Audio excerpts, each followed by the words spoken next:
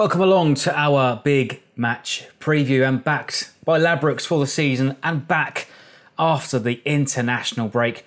Hopefully we're all refreshed, ready for the run-in now. Only 8 games to go. With me this week is Clive as always, but also to take a look ahead to the match on Saturday afternoon at the London Stadium. We're sticking with the international theme. We have an international guest with us, joining us all the way from California, and we'll be making the trip over to join us for the West Ham game on Saturday. Matt from the SFC Dellivery podcast. Thanks for joining us, mate. How you doing?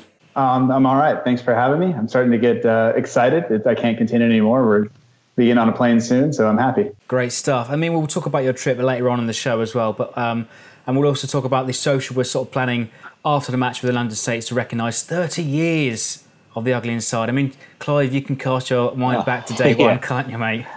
Yeah, and stapling it all together in the living room. Yeah, it was. Well, me and Nick started off obviously, and it was a bit dodgy. To be fair, we didn't know. That's a Nick statement, to be fair, but it was very, very not really known what sort of reaction we were going to get, and the police were very interested. They seemed to be on our case, but there was nothing too derogatory in there. And we've challenged things over a period of time. But, those early days were a bit touch and go, really. And we'll try and save some for the podcast and the show on Saturday. But we've got a lot to get through this week.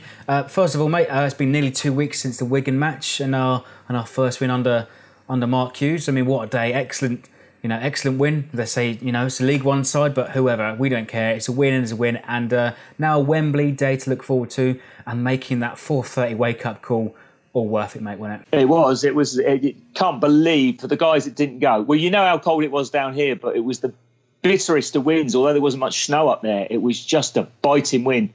And the end we were at, in both halves, it was so difficult because of the swirling wind. I think it was so difficult for the team to defend that end, and it did show in the number of chances that were created. It was quite hairy first half. Wigan huffed and puffed, and Saints just about stood strong there. It was tough, though. It was tough. But second half was a different story, and we took the game to them well. Could have ended up with 3 or 4 goals there. So, yeah, it's a good result. And credit to Mark Hughes, obviously got into the lads at half-time. I mean, Matt, the time difference for you as well, 8 hours. You would have had to get up super early to watch it too. I mean, how did you see it through your pint of coffee? Yeah, it's always a good early kickoff is nice, but...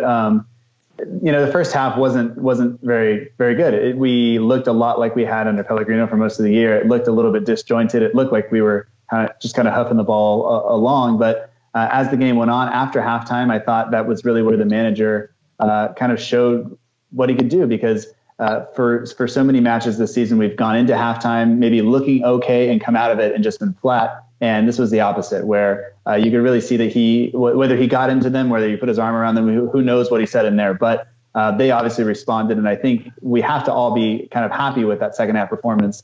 And I think we're all just hoping that we can take that into the match this weekend. Yeah, absolutely. And of course, now we've got an FA Cup Wembley semi-final date to look forward to, considering all the doom and gloom we've had so far this season. Tickets have been announced and understandably met with some backlash. The highest price being up to £80, up from last year apparently. I mean, Clive, have you got your ticket? Are they fair? No, they're not fair. They're not fair. I mean, all the teams have played ball in this cup run, right away from Fulham, Watford, the Baggies and Wigan. They've all been really sensible prices. And above all, what was nice to see at Wigan with the number of youngsters up there, because the price was sensible. The youngsters are only getting a tenner off for all the brands of tickets, which if you've got a family, that makes it a hell of an expensive day out. And, they're killing the game. They're really killing the game. The FA have got control of this game. And I'm afraid that those prices have shattered some people's dreams because people just simply can't afford it. Of course, a lot of people will bite the bullet and make the sacrifice and go. But I just think it's unfair. I really do. And I think they're shooting themselves in the foot, Freddie. Yeah, they are outrageous prices. I mean, we spoke off camera. I think 100% Saints will sell out because it's not often that we see Saints at Wembley. And just by chance, we've seen them twice at Wembley this season. Yeah, I know. I don't know. Look, again, people have got mixed emotions about the semi-final even being at Wembley. In the old days, it was at neutral grounds, and then you the prize of that semi-final was to get to Wembley. And it feels like, well, if you've been there once, here's the second time. Is it any real difference? They're certainly going to if we do get through, they're going to sting you even more in the final. So I think it should be neutral grounds. But the benefit of that is that there are 33,000 tickets available. So all season ticket holders, and I'd imagine all members, should get a ticket. Yeah, absolutely, and it's going to be a cracking atmosphere. It was a brilliant atmosphere in the Wembley West stand for the EFL Cup final. But the atmosphere we're travelling to on Saturday will be worlds away from Wembley. Of course, West Ham, going through a bit of a crisis at the moment on and off the pitch. But should we leave the London Stadium with 3 points? I mean, you're better prepared to take your helmet and your gum shields. Yeah, I think they've tried. They've talked to the Independent Supporters Association. Even the mayor's been in there today, I believe. Is that right? Talking about, but talk's one thing. When you've got 60,000, well, nearly 60,000, because there'll be 3,000 of us. But when you've got 57,000 very angry East Enders, then, half a dozen on the telly looks bad, doesn't it? But, yeah, you've got problems. You've got serious problems and serious law and order issue, because they're very passionate fans. They always have been. I've always had a soft spot for the Hammers. I loved Upton Park, absolutely loved it. I think it's the worst thing they ever did to leave it. They saw maybe the transition from a mid-sized club to a big club. It's tough. It's really tough. And you see all these teams moving into new grounds. They struggle. But, yeah, law and order issue is clearly on the cards. I think that will come about if Saints win the game, because that will trigger the anger. And it's a good job, well, maybe we pulled the trigger on Pellegrino, because we would have had, there would have been two sets of hostile fans. I mean, Matt, Yeah. I'm not trying to put you off your first trip to London or Saints by anything. We're really selling it to you, Matt, aren't we?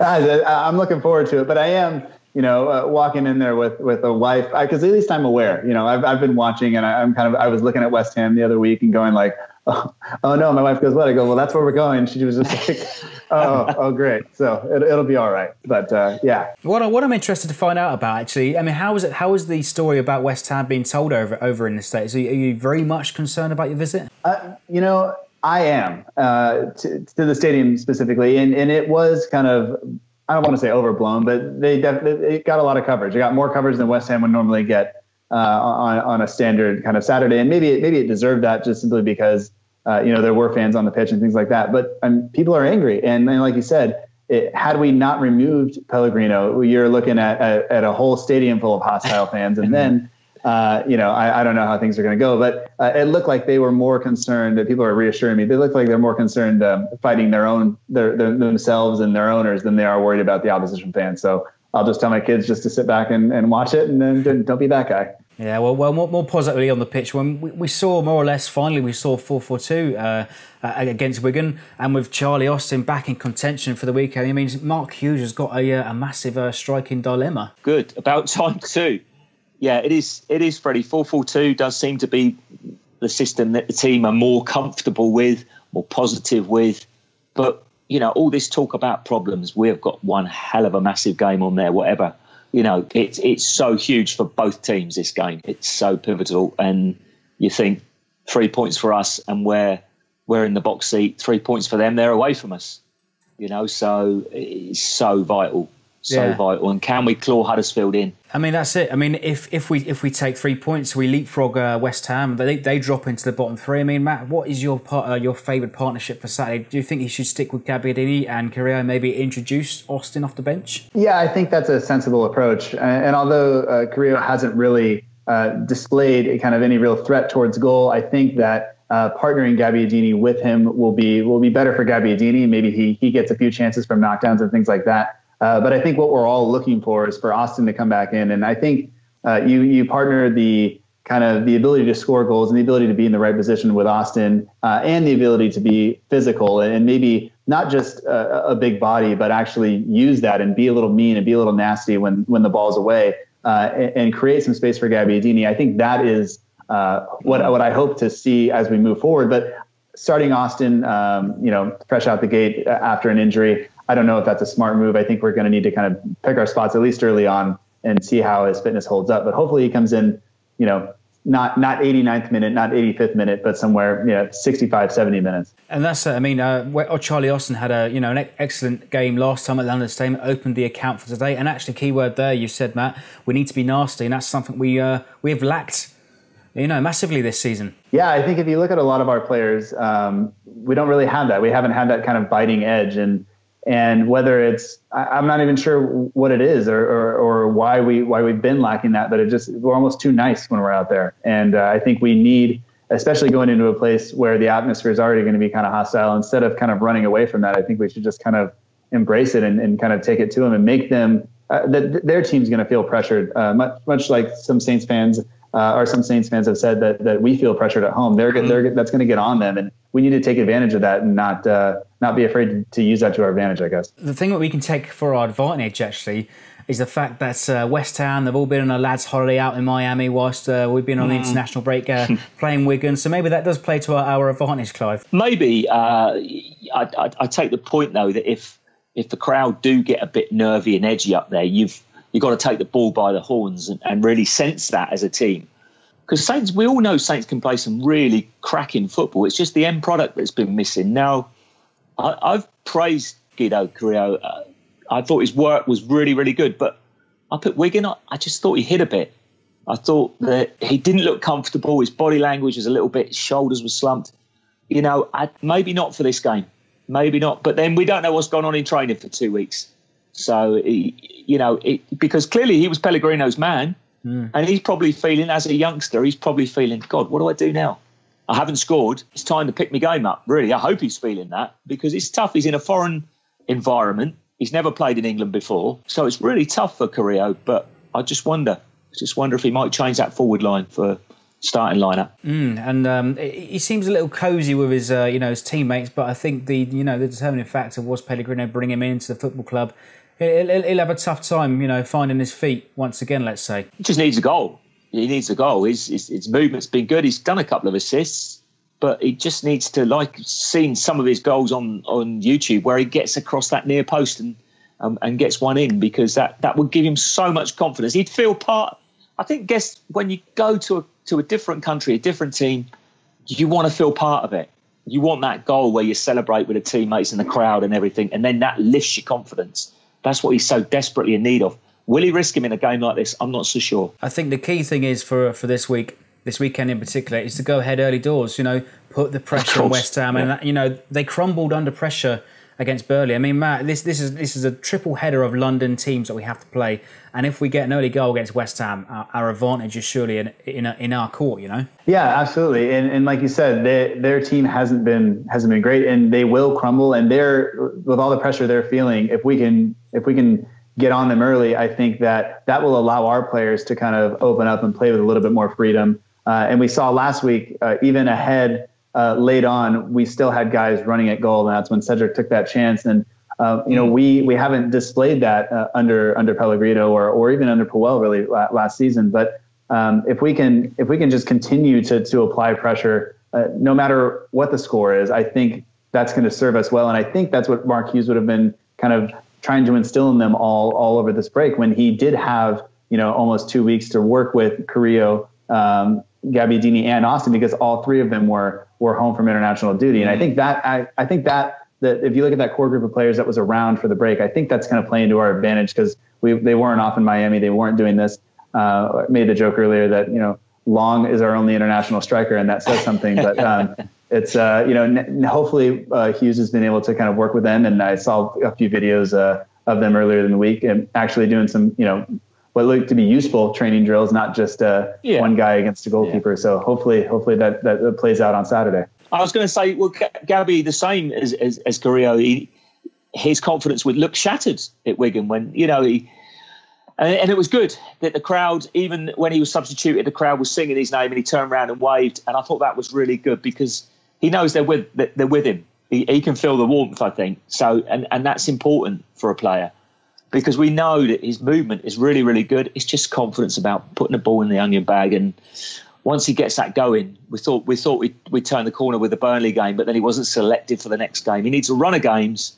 We need to get embedded back into the team and we need to give him the service because we know he's a quality player, and good for the fans. It stuck by, and that was excellent by Saints fans. Absolutely, and that's the most important thing on Saturday is the fans to get behind our squad.